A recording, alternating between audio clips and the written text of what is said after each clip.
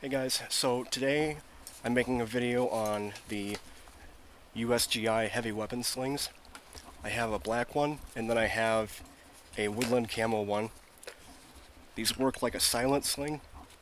They have two steel keepers that you can use to adjust the length, and then the black one has traditional hooks, and then the camo one has the H&K style hooks.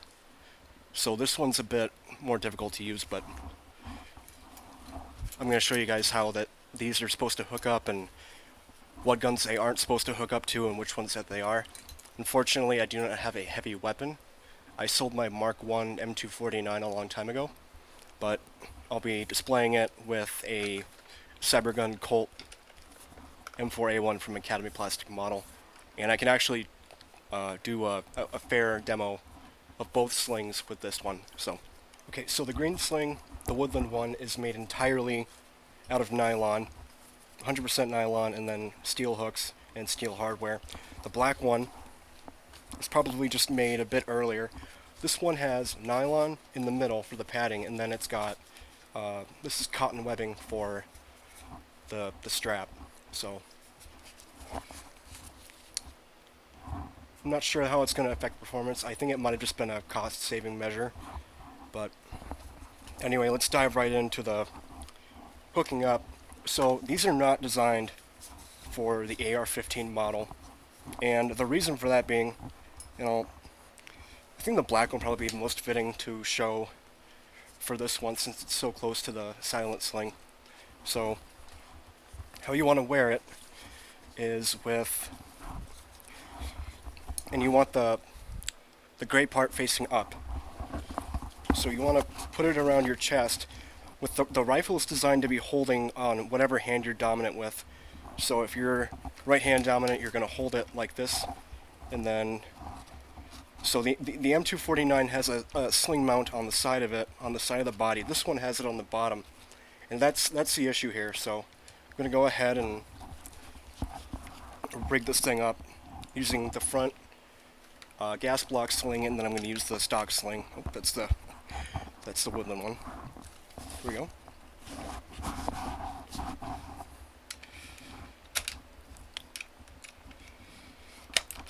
Okay, so and I'm just going to double check to make sure all my shit's right. Okay, yep. So you can already see that we've got a bit of bending on the hardware, even if we have the hook being attempted to move to the left. This doesn't look quite right? So, and it doesn't matter if I flip the sling in the different direction, it's going to do the same thing. And then the worst part of all is that if I try to carry it like this, what's it going to do? It's just going to flop over, right? So, like I said, it doesn't matter which way you try to hold it, it's just going to flop. It's going to go upside down because the sling mount is on the bottom instead of on the side, like the M249 and, God, what other gun was that? The M60. They both have the sling mount for the front on the side. And the Woodland camo sling is just going to do the same thing. So, now that we've established that you can't use this on the AR-15 model, and, oh, you know what? Hang on, I got one more thing I'm going to show you. So, let me just rehook this back up quickly. You can't carry it around your back either, because what's going to happen is, okay, nylon part out. Nylon front, okay. I mean, the pad, it's just going to be all the way to the middle. Even if you adjust it all the way up, it's only going to go up to about the top of your shoulder, or maybe just a little bit below it, and then it's going to defeat the purpose of having the pad. And then, God, what was the other problem? There was another problem that I ran into this, and then that just made it so ineffective. I think it was from this side.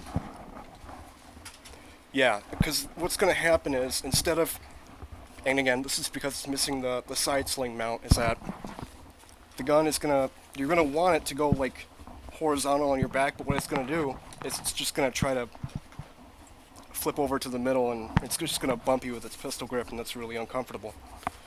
So that was the other issue I was having with these.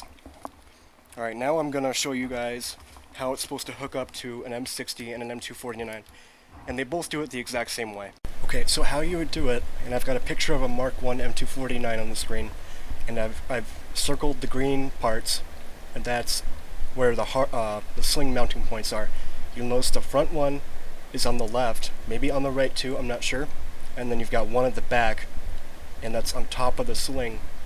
And when you mount up the sling to it and you hang it off your shoulder, both of the sling hardware points on the sling themselves is going to face upwards to the sky, or maybe just to the left a little bit. And that's going to make sure it doesn't flip the gun over like it did on the M4. So that's how the 249 does it. Okay, so next is going to be the M60E1 specifically. First up, you're going to have a sling loop on the left-hand side of the gun, and then you're going to have another one on the rear. Let me get that picture pulled up real quick here. Yeah, it's going to be on the rear, and I've highlighted it in green.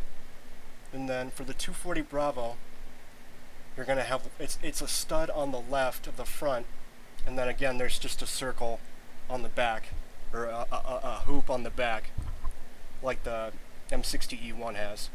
The M82A1 also used this.